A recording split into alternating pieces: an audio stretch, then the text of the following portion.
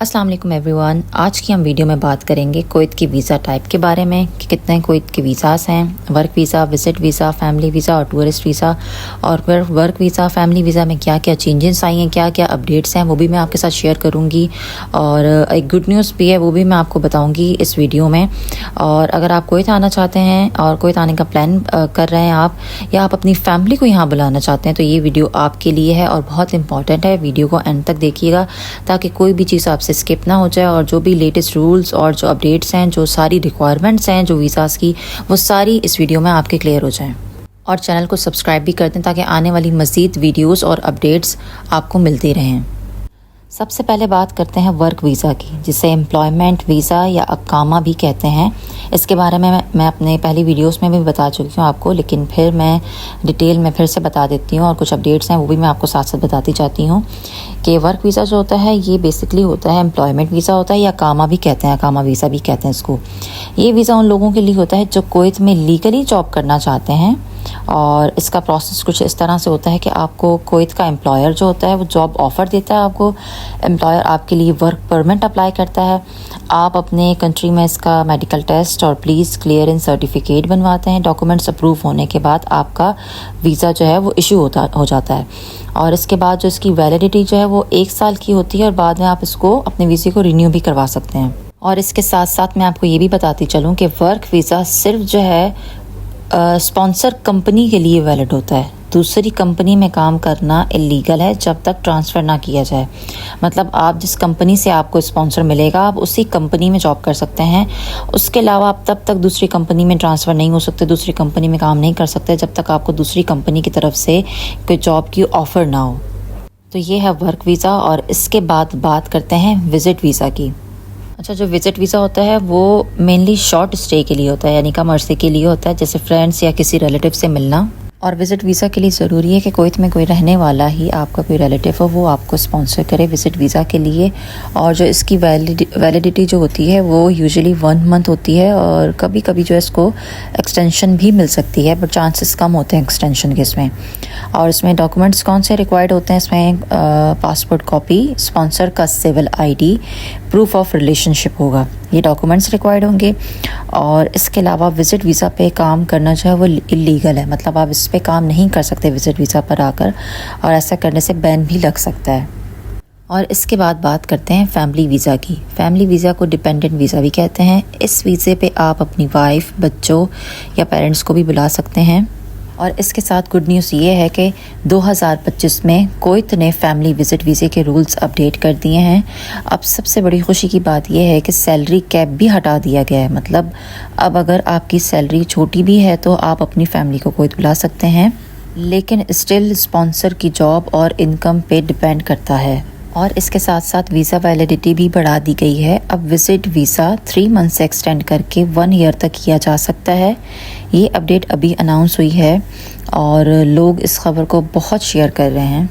और इसके साथ साथ एलिजिबल रिलेटिव्स का दायरा भी बढ़ा दिया गया है। अब सिर्फ स्पाउस और चिल्ड्रन को ही नहीं, बल्कि आप अपने एक्सटेंडेड रिलेटिव्स को, यानी 4th डिग्री बाय ब्लड और 3rd डिग्री बाय मैरिज भी आप अप्लाई कर सकते हैं।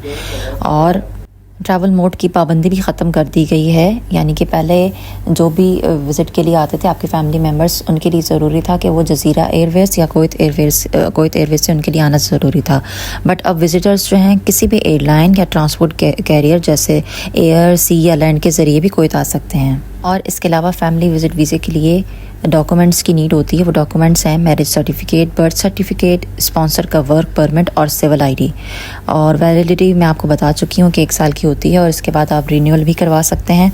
और इम्पॉर्टेंट टिप्स इसकी ये है फैमिली विज़िट वीज़े की, कि फैमिली वीज़े पे आने वाले लोग सिर्फ स्टे कर सकते हैं कुवैत में, काम नहीं कर सकते जब तक कि उनका अपना वर्क वीज़ा ना बन जाए, यानी जब तक उनको वर्क वीज़ा इशू ना हो जाए, उनका जो वीज़ा है वो चेंज ना हो जाए, जब तक वो काम नहीं कर सकते कुवैत में।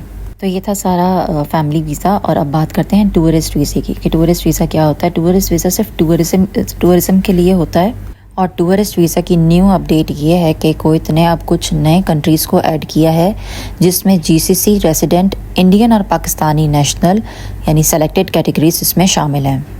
और कुवैत ने 10 अगस्त 2025 से नया रूल लागू कर दिया है। इसका मतलब यह है कि कोई भी फॉरेन नेशनल जो जीसीसी के किसी भी मुल्क में रहता है, जैसे Saudi, UAE, Qatar, Bahrain, Oman, और जिसके पास कम से कम 6 महीने तक वैलिड रेसिडेंसी परमिट हो, अब डायरेक्टली एयरपोर्ट या बॉर्डर पर कुवैत में टूरिस्ट वीज़ा ऑन अराइवल ले सकता है। इसमें उनकी नेशनैलिटी का कोई ताल्लुक नहीं होता। मतलब कि आप जीसीसी के किसी भी कंट्रीज़ में रहते हैं, आपके पास 6 मंथ का वैलिड रेसिडेंसी परमिट होना ज़रूरी है, और चाहे आप इंडियन सिटीज़न ही क्यों ना हो। अब आप कुवैत एयरपोर्ट पर या कुवैत बॉर्डर पर जाकर आप इंस्टेंट टूरिस्ट वीज़ा हासिल कर सकते हैं। इसमें प्रीवियसली एम्बेसी या एडवांस एप्लीकेशन की ज़रूरत नहीं रही। बस आप अपनी रेसिडेंसी कार्ड ले जाएं, पासपोर्ट साथ हो आपके, और वहाँ से वीज़ा मिल जाएगा आपको। और ये न्यू अपडेट है टूरिस्ट वीज़ा की, और 2008 वाला सिस्टम जो है वो अब कैंसिल हो गया। अब नेशनैलिटी ही नहीं, बस रेसिडेंसी परमिट को ही देखा जा रहा है। और इस नए रूल का मकसद ये है कि जीसीसी में रहने वाले जितने भी एक्सपर्ट हैं उनके लिए ट्रैवल आसान हो जाए और टूरिज़्म को प्रमोट किया जाए।